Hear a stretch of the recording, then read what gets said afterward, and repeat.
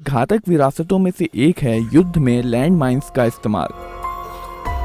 इन जमीन में दफन लैंड माइंस को किसी योद्धा से लेकर वाहनों और टैंकों को नष्ट या निष्क्रिय करने के लिए डिजाइन किया जाता है।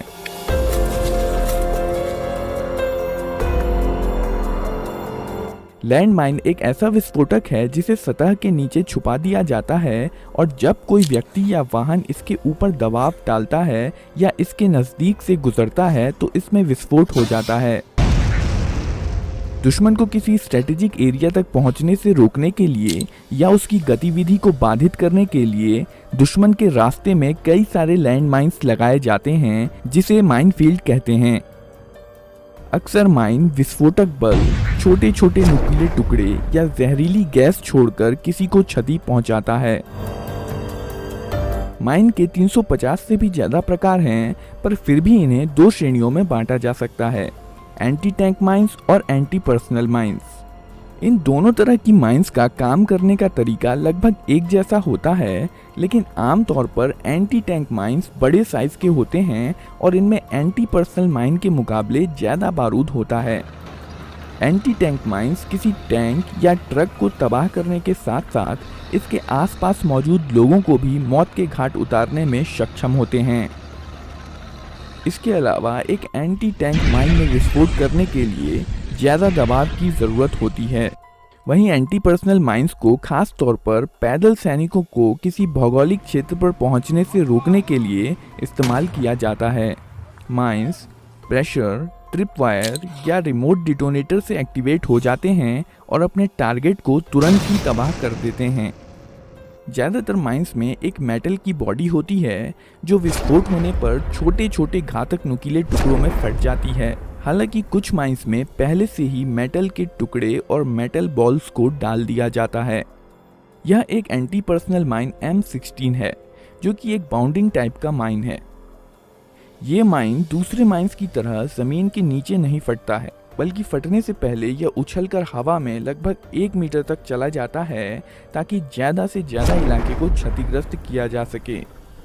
M16 एक बेहद खतरनाक हथियार है जो कि 30 मीटर के दायरे में किसी की भी जान ले सकता है और इसका खतरा 200 मीटर तक बना रहता है।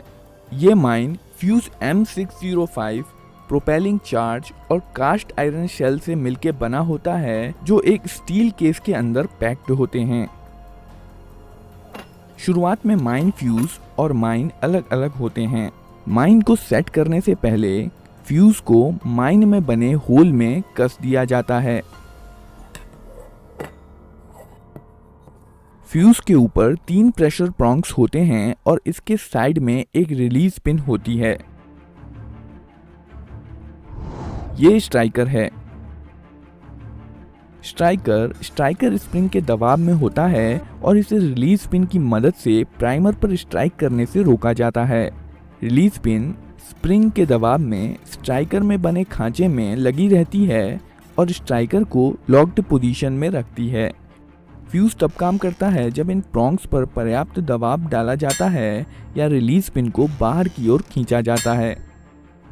माइन को जमीन में खोदे गए गड्ढे में छुपा दिया जाता है।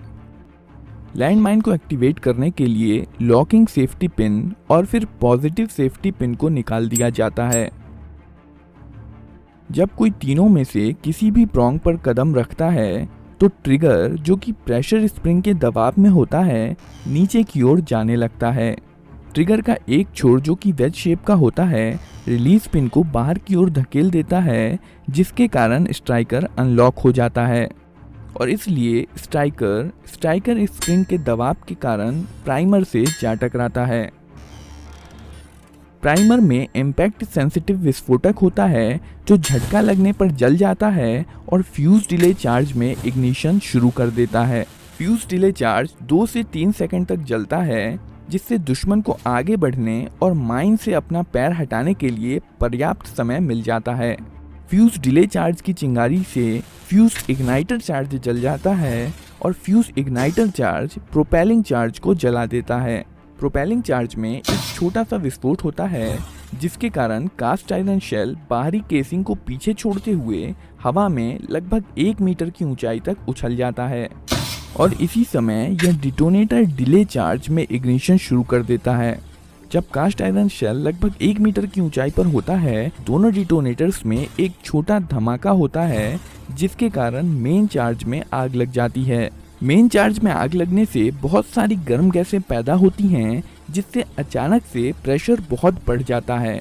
कास्ट आयरन शेल इस प्रेशर को सहन नहीं कर पाता है और अनेकों छोटे छोटे टुकड़ों में फट जाता है।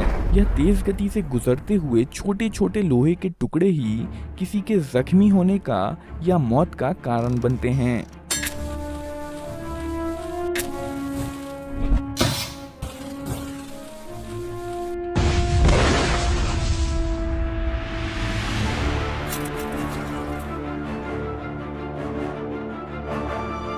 फ्यूज को ट्रिप वायर के द्वारा भी शुरू किया जा सकता है। ट्रिप वायर को फ्यूज के रिलीज पिन रिंग से जोड़ दिया जाता है। ट्रिप वायर में 1.5 से 4.5 किलो का खिंचाव रिलीज पिन को बाहर खींचने में सक्षम होता है।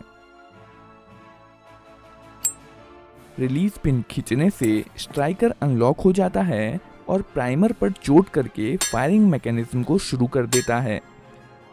जब ऊपरी सेफ्टी पिन अपनी जगह पर होती है तो यह स्ट्राइकर को नीचे गिरने से रोक कर रखती है और इसलिए चाहे प्रेशर प्रोंग पर प्रेशर पड़े या रिलीज रिंग खींचे, स्ट्राइकर प्राइमर पर चोट नहीं कर सकता है और इसलिए माइन भी नहीं फटेगा।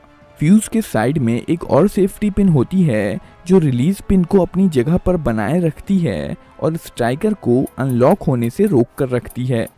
Please like this video if you have enjoyed it, comment if you have any queries. ये चैनल अभी नया है तो प्लीज़ सब्सक्राइब जरूर कर लो, ये बटन पर क्लिक करके या फिर इसके नीचे वाले बटन पर क्लिक करके। आगे बहुत सारे इंटरेस्टिंग वीडियोस आने वाले हैं इस चैनल पे, आपको बहुत मज़ा आएगा। सब्सक्राइब कर लो।